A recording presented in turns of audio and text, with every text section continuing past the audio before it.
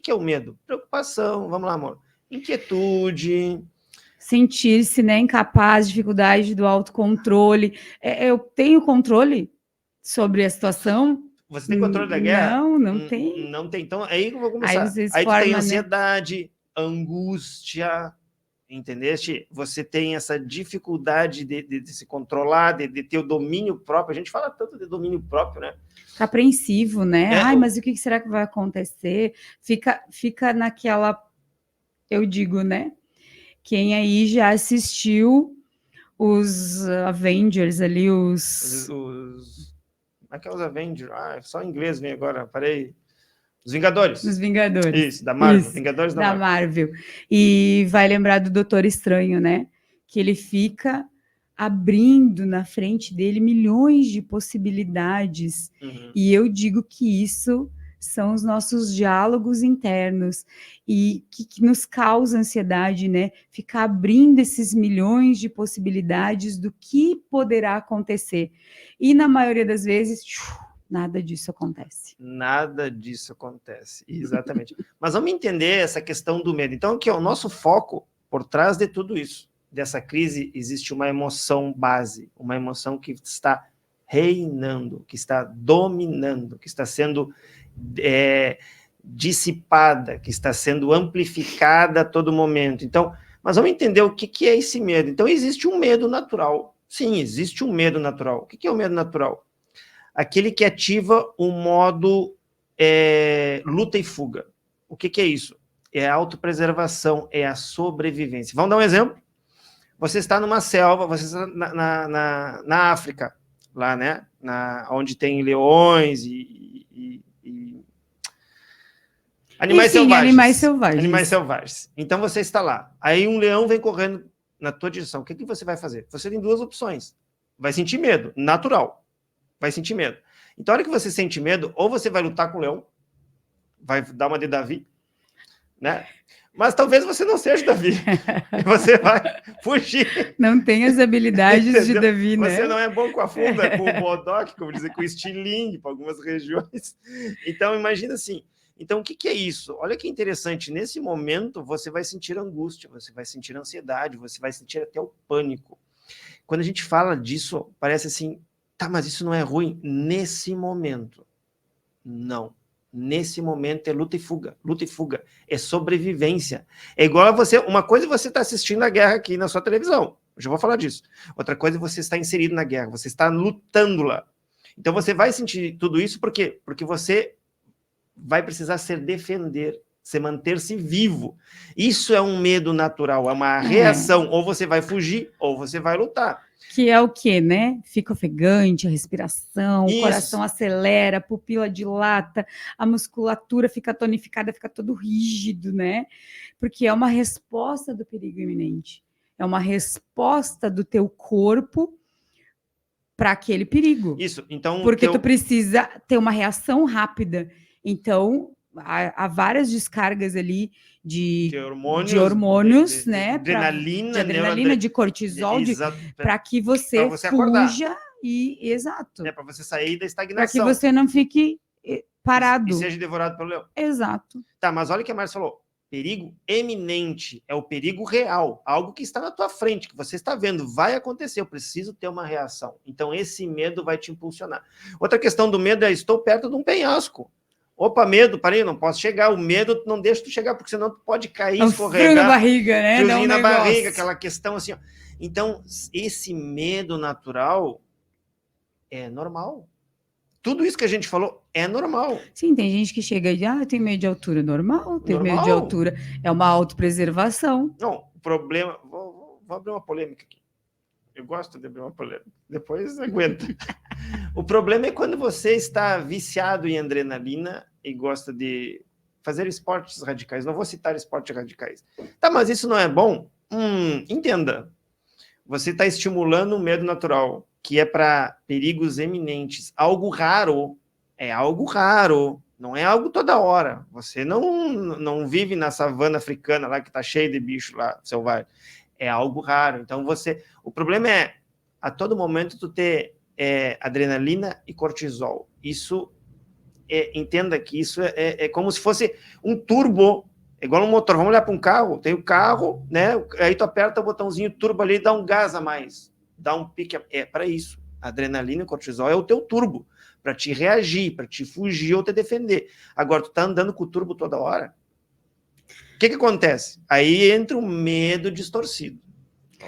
Que é a pessoa que vicia nessas questões hormonais aí de adrenalina, Isso, né? E aí é que é o ponto. Aí Ela é pode um viciar, vício. ela pode viciar racionalmente, por uma escolha racional, Eu e ela, gosto e de ela me vai dizer jogar de assim, ó, paraquedas todo e dia. ela vai dizer assim, ó, mas é bom, não tem nada demais. Aí a gente vai entrar se a gente for entrar aqui em dopamina, que também vai estar junto ali, existe o vício da dopamina. Nós até podemos falar noutra hora, que é o vício do prazer imediato. E A gente vai falar, a gente vai falar. E aqui é o vício, é o maior vício que a gente tem hoje. Por que a pessoa, ela fica passando? O próximo é melhor, o próximo é melhor, o próximo é melhor, o próximo é melhor. Esse é o vício da dopamina. E o que acontece quando uma criança tá olhando para uma tela? Exatamente a mesma coisa. Porque os desenhos, por exemplo, eles são em quadros. Frames, né? É por aí. Eles são em quadros. Então, o foco que aquela criança coloca ali, ele vai passando aqueles frames, vai passando aqueles quadros, que nem ela tivesse rodando o dedinho, aqueles quadros, o nosso olho não vê, é imperceptível, porque vai andando e os bonequinhos parece que estão caminhando, mas você sabe que aquilo ali é feito tudo em desenhos parados, mas o cérebro identifica. O nosso cérebro identifica, e isso vira um vício. Isso, mas aí tem um detalhe, né? Dependendo do tipo de desenho, dependendo do tipo de frame, da forma que é passado, vai distorcer ou não. Aí tem alguns desenhos que é totalmente destrutivo para a mente do seu filho. Exatamente. Nós vamos falar sobre isso numa outra oportunidade. A gente vai falar em filhos aqui. Depois, outra hora, a gente fala. Vamos lá, então. O que acontece? O medo destrutivo, você vai sentir tudo aquilo que a gente falou. Tudo aquilo que a gente falou, acabou de falar agora, entendeu? Da mesma coisa que o medo natural. Só que não existe um perigo real. E aí não tem um leão. Não tem um leão, não tem nada real, não tem um perigo eminente. Aí é que entra o nosso problema. Nesse caso, são instalados gatilhos inconscientes. Como assim, Geis? Vamos lá, tu tá olhando notícia da guerra.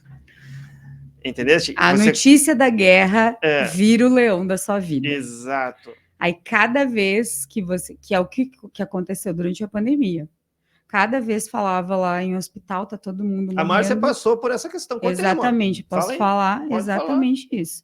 Eu ficava assim 24 horas ali ligada, porque eu queria saber de todas as informações, eu queria estar a par de tudo que estava acontecendo. Aliás, eu comecei a ficar a par antes da pandemia chegar aqui, muito antes, quando em outubro, novembro, começou na China, e eu então já estava por dentro das informações, e ali eu me liguei o dia inteiro naquilo, o tempo todo, eu queria saber.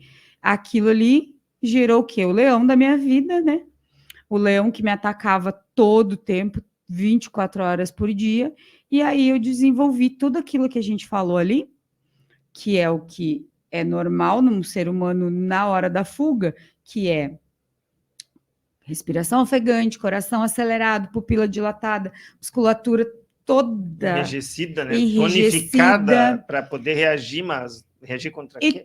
Dor de estômago, eu falei aqui, né, que a gente sente aquele frio no estômago quando chega na beira de um penhasco. Então, todas as sensações que a adrenalina, cortisol e todos os hormônios geravam para que eu pudesse fugir, começaram a agir no meu corpo normalmente, o tempo todo. Aí, o que é o ponto aqui? E aí se chama o quê?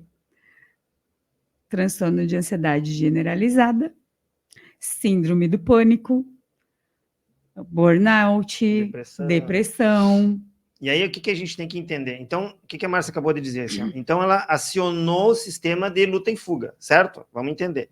Só que não tinha o que lutar e o que fugir. Era virtual, era na cabeça dela, era a informação que estava entrando. E aí, o que acontece? Aí, teu corpo não sabe o que vai fazer, teu cérebro não entende o que vai fazer, então tu acaba criando uma prisão emocional, que a gente falou lá atrás, nos podcasts anteriores. Então você fica preso a uma guerra, preso a uma luta, preso a uma fuga que só está dentro da sua cabeça. Você não está no âmbito daquela notícia, você não está fazendo parte daquela notícia, mas virtualmente, emocionalmente você está. E esse que é o problema. E aí que a gente entra nessa crise emocional mundial. As pessoas estão se aprisionando, estão vivendo guerras internas. A batalha está na nossa mente, aí é que né? Tá. A gente vai aprofundar um pouquinho mais. A batalha espiritual, ela está na sua mente. E aí é que a gente começar a falar de espiritualidade, aqui você vai ver que tudo isso que agiu no teu corpo, que modificou a tua mente, abriu uma brecha para o mundo espiritual. Olha como isso é assim, ó, muda a tua vida de uma hora para outra. Por que as pessoas fizeram o seminário e dizem assim, ó, Cris, eu enxerguei o que eu não enxergava, eu tive uma transformação agora em 2 horas. Por quê? Porque ela trabalhou o corpo, a alma e o espírito dela no seminário. Mas só que você faz isso o tempo todo, assistindo notícias. Nós vamos falar agora sobre isso. Exatamente. Sem se dar conta. Então, é como disse a Márcia, nessa prisão emocional vai ter que jogar para dentro de um transtorno de ansiedade generalizada, vai ter que colocar dentro de uma prisão de uma síndrome do pânico, onde tu vai ter todos aqueles sintomas, taquicardia, a sensação do síndrome do pânico é unânime, todos dizem, eu acho que eu vou morrer.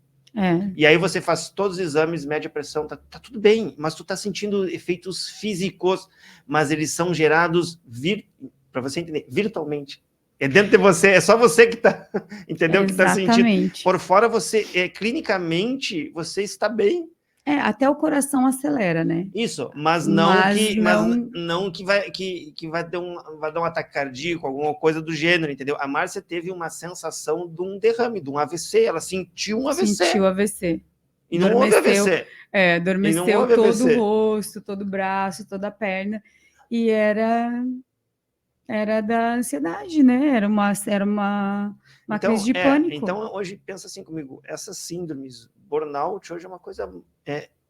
o burnout é muito comum, as pessoas não tem muita gente num quadro de burnout não sabe por quê. Aquela pessoa que está sempre estressada, sempre preocupada, sempre correndo atrás da máquina, sempre matando um leão por dia, sabe a metáfora do matando um leão por dia? Então, provavelmente, essa pessoa está num quadro de burnout. O que acontece depois disso, Geison? Pode evoluir para uma TAG, transtorno de ansiedade generalizada, pode evoluir para uma síndrome do pânico, e aí pode cair numa depressão, porque daí você chega tanto em situações de preocupação e se sentindo impotente que você diz assim, cara, não faz mais sentido eu estar vivo. E aí tu cai, aí você cai lá embaixo numa depressão.